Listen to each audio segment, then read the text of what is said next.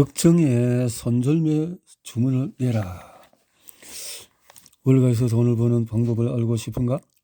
다른 사람들도 답을 알고 싶어 할 것이다. 내가 그 답을 알고 있다면 이 책은 한 권에 1만 달러에 팔릴 것이다. 하지만 성공한 중개인들이 사용하는 좋은 방법이 있다. 뉴욕 투자 자문으로 일하고 있는 찰스 로버트는 다음과 같은 이야기를 내게 했다. 제가 처음에 텍사스를 떠나서 뉴욕에 왔을 때 주식에 투자하기 위해 친구들에게 빌린 $2,000가 전부였습니다. 저는 주식 투자 요령을 잘 알고 있다고 생각했지만 제가 가진 돈을 몽땅 잃고 말았습니다. 몇몇 거래에서 큰 수익을 내기도 했지만 결국 모두 잃었습니다. 제 돈을 잃었으면 크게 걱정을 하지 않았을 텐데 친구들 돈을 잃어서 걱정스러웠습니다. 친구들은 물론 그 돈에 크게 구애를 받지 않았지만 저는 친구들을 대하기가 두려웠습니다. 하지만 놀랍게도 친구들은 그 일을 농담삼아 이야기할 정도로 대단히 긍정적이었습니다. 저는 제가 운과 다른 사람의 의견에 의존해서 주먹구구식으로 투자를 해왔다는 것을 알고 있었습니다. H.I. 필립스가 말한 대로 저는 귀로 주식 투자를 해온 셈이었습니다. 제 실수를 되돌아보기 시작했고 다시 주식 투자를 시작하기 전에 주식 전반에 대해서 제대로 공부해 보기로 결심했습니다. 그래서 수소문 끝에 현존하는 가장 성공한 투자자인 버튼 캐슬즈를 찾아갔습니다. 그는 오랫동안은 성공한 투자자로 명성을 이어오고 있고 그의 명성이 단지 운으로 얻어지는 것이 아니라는 것을 알았기에 저는 제가 그에게서 많은 것을 배울 것이라고 믿었습니다. 그는 저의 투자 포트폴리오에 대한 질문 몇 가지를 하고 주식 투자에서 가장 중요한 원칙을 말해 주었습니다. 그는 이렇게 말했습니다. 나는 어떤 거래에도 손절매 조항을 달아놓는다네. 예를 들어서 내가 한 주에 $50의 주식을 사면 $45가 되면 즉시 손절하라는 주문을 넣는 거지.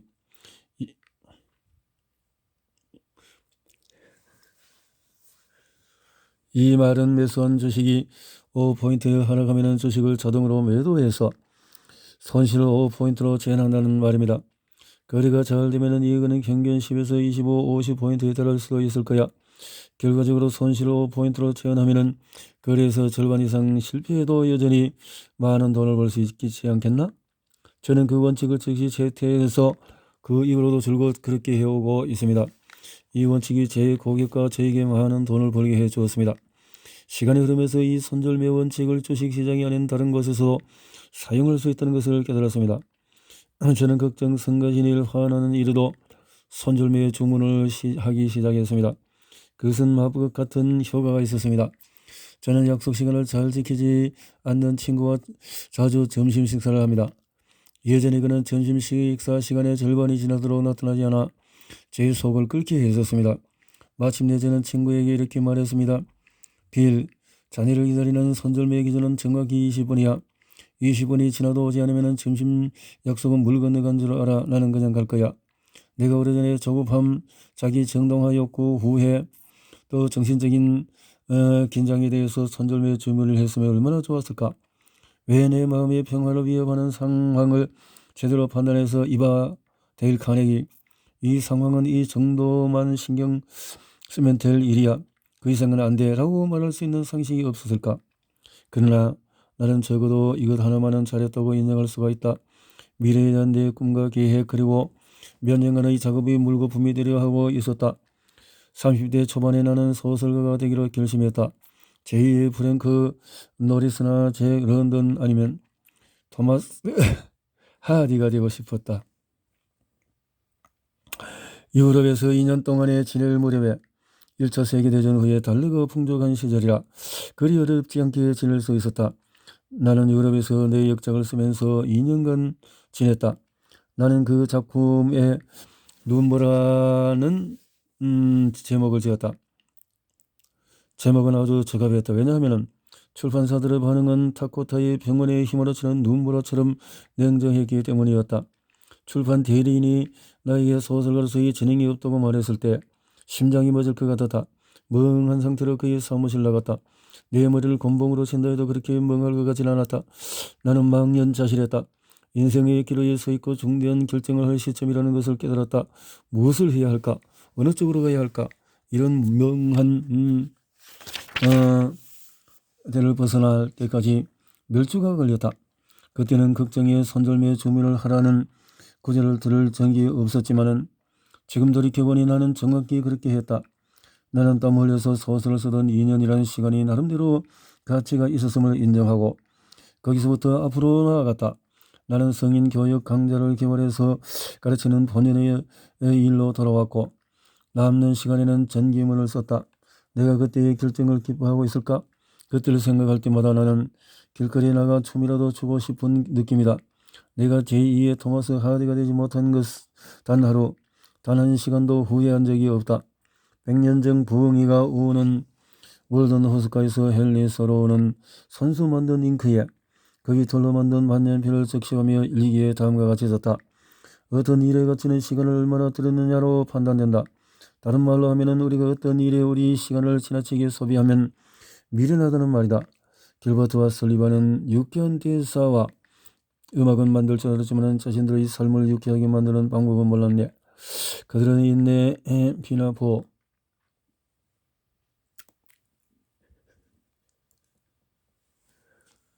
미카드 같은 아름다운 오페라를 만들어 세상을 즐겁게 해주었다. 하지만 그들은 성질을 조절할 수 없었다. 그들은 카피드의 가격 때문에 사이가 나빠졌다. 설리번이 그들이 구입한 극장에 깔새로운 카페들을 주문했는데 길버트가 영수증을 보고 화를 냈다. 그들은 이 싸움을 법정까지 끌고 갔고 평생 다시는 이야기하지 않았다. 설리번이 새로운 작품에 쓸 곡을 길버트에게 보내면 길버트는 가사를 붙여서 다시 설리번에게 보냈다. 그들이 함께 무대 인사를 할 일이 있었는데 서로 마주치지 않으려고 그들은 무대의 양끝으로 섰다. 그들은 링컨의 한 것처럼 분노의 손절매 주문을 내는 현명함이 없었다. 남북전쟁 중에 링컨의 친구들이 링컨의 정적을 비난하자 링컨은 다음과 같이 말했다. 자네리 지나보다도 개인적인 원한이 심한 것 같군. 어쩌면 내가 너무 화를 내지 않는지도 몰라. 하지만 그럴 만한 가치가 있는 일이라고는 생각지 않아.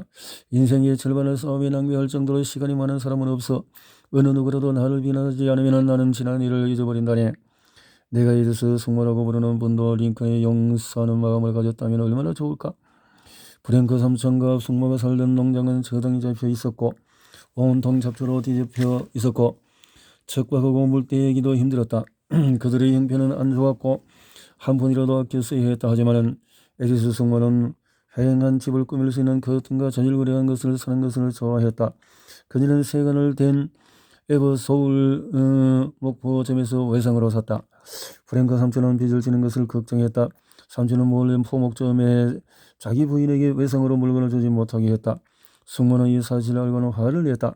그 화가 사건이 지난 50년까지 계속되고 있다. 나는 그녀가 그 이야기를 하는 것을 한 번이 아니라 여러 번 들었다. 내가 마지막으로 그녀를 만났을 때 그녀는 70대 후반이었다. 나는 숙모에게 이렇게 말했다. 에디스 숙모님, 삼촌이 숙모 체면에 깎이게 한 것은 잘못한 거예요. 하지만 솔직히 50년이나 그 일로 불평을 하는 것은 삼촌이 하늘보다 더 나쁜 것 같다고 생각하지 않으세요? 사실 이 말은 서기의 격려를 끼었다. 에디스 숙모는 오래 간직해온 감정의 응어리 값을 톡톡히 치렀다. 그 대가로 마음의 평화를 잃었다. 벤자민 클린킬렌이 7살 때 실수했는데 그는 70년 동안이나 그 실수를 기억했다. 7살이었을 때 그는 피리를 너무 좋아했다. 피리를 너무 좋아해서 장난감 가게에 들어가서 계산대에 가지고 있던 동전을 모두 쏟아붓고는 가격도 묻지 않고 피리를 달라고 전화했다. 그는 70년 후에 친구에게 이런 편지를 썼다. 피리를 달라고 한 다음에 집에 와서 신이 나서 피리를 불러댔지. 하지만 그의 형과 누나들은 그가 피리의 전가보다 더 많은 돈을 지불했다는 것을 알고는 배꼽을 접고 웃었다. 벤자민은 말했다. 나는 짜증이 나서 울었어. 세월이 흘러서 프랭클린이 세계적인 인물이 되어서 프랑스 대사로 임명되었을 때 그는 아직도 그가 피리의 전가보다도 더 많은 돈을 지불했던 사실을 여전히 기억하고 있었다. 그러나 프랭클린이 얻은 교훈은 결국 값싸게 얻은 교훈이었다. 자라면서 사람들의 행동을 관찰하면서 피리값을 지나치게 많이 치르는 사람들을 많이 만났다. 즉 나는 불행의 대부분은 가치 판단을 잘못해서 피리에 너무나 많은 것을 지불하는 데서 발생한다고 생각한다. 길버트와 설리번도 피리에 너무 많은 대가를 지불했다. 에디스 숙모도 그렇고 나 자신의 경우도 그렇다. 세계 최고의 소설 전쟁과 평화 안나 카리니나를 지은 불멸의 작가 레오 톨스토이의 경우도 마찬가지이다. 브리타니크 백과사전에 따르면 레오 톨스토이는 생애의 마지막 20년 동안은 아마 세계에서 가장 존경받는 사람일 것이다. 그가 죽기 전 20년 동안 그의 얼굴이라도 보고 싶어서, 그의 목소리라도 듣고 싶어서, 그의 옷이라도 만져보고 싶어서 그의 집으로 설레러 오는 경배자들이 끊임없이 이어졌다. 마치 그가 신성한 계시라고 하는 양 그 입에서 나오는 모든 말들을 공책에 적었다. 하지만 톨스토이는 7살적 프랭클린보다 더 분별력이 없었다. 톨스토이는 사랑하는 여자와 결혼했다. 사실 그들은 너무나 행복해서 무릎을 꿇고 신에게 자신의 행복을 영원히 지속시켜달라고 기도를 하곤 했다. 하지만 톨스토이가 결혼한 여자는 천성적으로 질투심이 많았다. 그녀는 농부처럼 차려입고 톨스토이를 미행했다. 때로는 숲속도 따라다녔다. 그들은 심한 말다툼을 했다. 그녀는 자신의 아이들까지 질투를 느껴서 총을 쏴서 딸의 사진에 구멍을 내기도 했다. 그녀는 아픈 병을 물고 죽어버리겠다고 위협하기도 했다. 그녀는 그러면 아이들은 방구석에 웅크러니 겁이 나서 소리를 질러댔다. 그때 톨스토이는 어떻게 했을까? 그가 화가 나서 가구를 박살 내도 그를 탓하지 않겠다. 그럴 만한 이유가 있으니까 괜찮다고 생각한다. 하지만 그는 그보다도 더 심한 짓을 했다. 그는 비밀일을 적고 있었던 것이다. 그 일기에 그는 아내 욕을 써놓았다. 그것이 그의 필이었다. 그는 다음 세대가 그를 탓하지 않고 모든 것을 아내 탓을 하게끔 만들어 놓은 것이다. 이 일기에 그의 아내는 어떻게 반응했을까? 그녀는 일기장을 찢어서 불태웠다. 그녀도 자신의 일기를 썼다. 그 일기는 톨스토이는 나쁜 놈이었다. 그녀는 누구의 잘못일까라는 소설도 썼다. 그 소설에서 그녀는 남편을 가정의 폭군으로, 자신은 선교자로 묘사했다. 무엇 때문에 이 일이 일어난 것일까? 왜 이 두 사람은 가정을 톨스토이의 표현대로 정신병원으로 만들었을까? 분명히 몇 가지 이유가 있다. 이유 중에 하나는 그들이 우리에게 좋은 인상을 주려고 했기 때문이다. 그들은 후대 사람이 자신들을 어떻게 생각할지 걱정했는데 우리가 그 후대 사람이다. 그들 중에서 누가 더 잘못했는지 우리가 신경이라도 쓰는가? 아니다. 우리는 우리 자신의 문제들로 너무 바빠서 톨스토이 부부에 대해서 생각할 시간이 1분도 없다. 비리 때문에 이 불쌍한 두 사람이 치른 대가가 얼마나 큰가. 50년을 지옥에서 살았다. 그들 중에서 어느 누구도 그만이라는 말을 할 정도로 현명하지 않았다. 그들 중에 어느 누구도 이제 그만, 이 문제에 대해서는 손절매에 주문을 냅시다. 우리는 우리의 삶을 낭비하고 있어요. 이제 그만합시다. 라는 말을 할 정도로 판단력이 없었다. 적절한 가지 판단력이야말로 마음의 평화로 가는 가장 큰 비결 중의 하나라고 생각한다. 그리고 나는 우리가 일종의 개인적인 황금률, 삶에서 가치 있는 것이 무엇인지를 결정 있는 황금률을 개발한다면 우리의 걱정의 반은 사라질 것이라고 믿는다. 살면서 손해를 만회하려다가 더 큰 실수를 하게 되면 일단 멈추고 다음의 세 가지 질문에 답해보자. 지금 고민하고 있는 문제가 정말 나에게 중요한가? 언제 이 고민의 선절매를 낼 건가? 이 비리에 대해서 얼마나 지불할 것인가? 이미 너무 많이 지불한 것은 아닌가?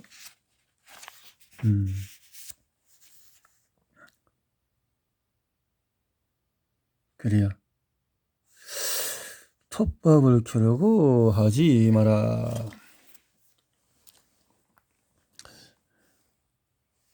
우리 집 정원에는 공룡 발자국이 있다.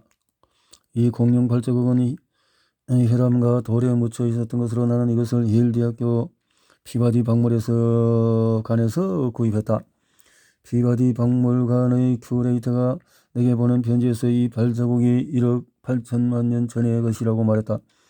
아무리 바보라도 이 발자국들을 바꾸기 위해서 1억 8천만 년 전으로 돌아가지는 않을 것이다.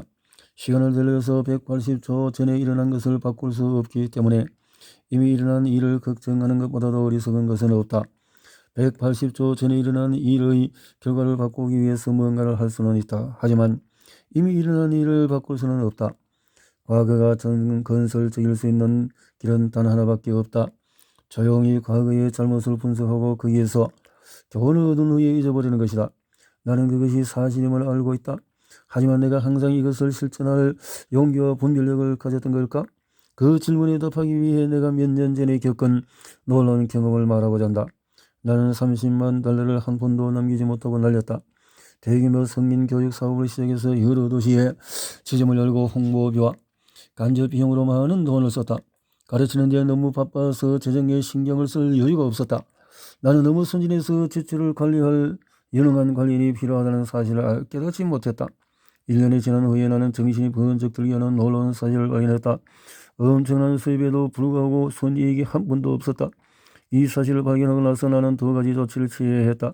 하나는 흑인 과학자 조지 워싱턴 카버가 은행의 부도로 평생 모은 돈 4만 달러를 날렸을 때 그가 했던 일을 나도 했어야 했다. 누군가가 그에게 그가 파산했냐고 물었을 때 그는 이렇게 대답했다. 예, 그렇다고 들었습니다. 그리고 그는 계속해서 강의를 했다. 그는 그의 마음속에서 손실을 완전히 잊어버리고 다시는 그 일을 언급하지 않았다. 두 번째로 내가 했어야 했던 일은 실수를 분석해서 불변의 교훈을 얻는 것이다. 하지만 솔직히 나는 그 둘 중에 어느 방법도 시도하지 않았다. 대신에 나는 걱정의 소용돌이에 빠져버렸다. 몇 달 동안 망연자실한 상태에 있었다. 잠을 잘 수 없었고 체중이 빠졌다. 이 엄청난 실수에서 교훈을 배우는 것 대신에 똑같은 실수를 저지르고 말았다. 어리석음을 인정하는 것은 민망한 일이다. 하지만 나는 오래전에 유익한 것을 20명에게 가르치는 것이 내가 가르치는 것을 이해하는 20명 중에서 한 사람이 되는 것보다 쉽다는 것을 발견했다. 나는 뉴욕에서 조지 워싱턴 고등학교를 다니면서 폴 브랜드 와인 박사님의 지도 아래에서 공부하는 특권을 가졌으면 정말 좋겠다. 선두수 씨는 폴 브랜드 와인 박사가 그에게 가장 중요한 인생의 교훈을 가르쳐 주었다고 말했다. 저는 그때 10대였지만 그때도 걱정을 많이 하는 아이였죠. 제가 한 실수에 대해서 마음을 졸이고 조바심을 내곤 했었습니다. 시험지를 제출하면 통과하지 못할까 두려워서 뜬 눈으로 밤을 새우고 손톱을 깨물곤 했습니다. 저는 항상 제가 한 일을 되돌아보고 다르게 했으면 좋았을 텐데 했던 말을 되돌아보고 좀 더 멋지게 했으면 좋았을 텐데 하고 바랬습니다. 어느 날 아침에 과학 실험실로 갔는데 책상 모서리에 있던 우유병이 시선을 끌었습니다. 우리는 모두 자리에 앉아서 우유를 바라보며 우유와 위생학 수업이 무슨 상관이 있을까 궁금해하고 있었습니다. 그런데 갑자기 선생님이 일어나시더니 우유병을 싱크대에 쓸어 넣으며 이렇게 외치셨습니다. 엎질러진 우유는 후회해도 소용이 없다. 선생님은 우리들 싱크대에 와서 깨진 유리병을 보라고 하셨습니다. 잘 봐라. 나는 여러분이 평생 이 교훈을 기억했으면 좋겠다. 우유는 이미 엎질러져서 핫속으로 들어갔다. 아무리 난리를 치고 머리를 쥐어뜯어도 우유는 한 방울도 되돌릴 수가 없다. 조심하기만 해서도 우유는 쏟지 않았을지도 모른다. 하지만 이제 너무 늦어버렸어. 우리가 할 수 있는 일은 잊어버리고 다음 일로 넘어가는 것이지. 그 짧은 시범은 입체 기하학이나 라틴을 잊어버린 후에도 오랫동안 제 뇌리에 남았습니다.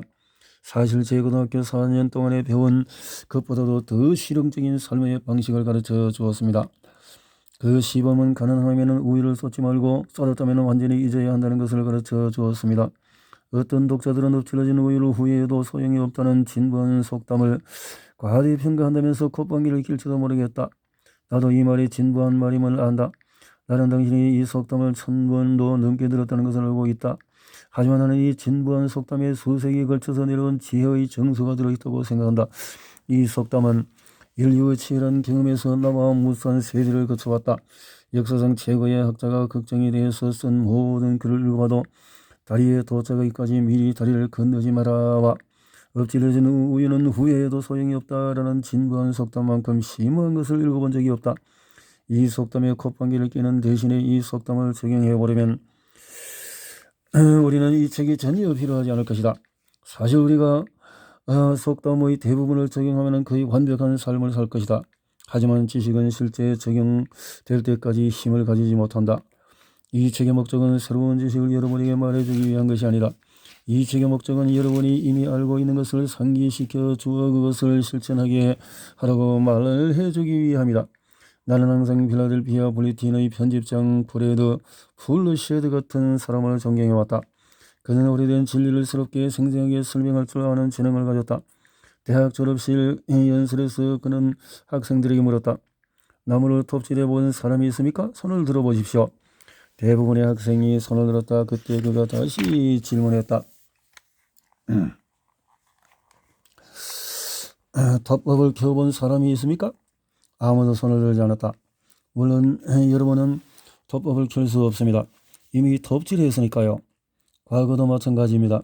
여러분이 이미 끝난 일을 걱정하기 시작하면 톱밥을 다시 켜려는 것과 같습니다.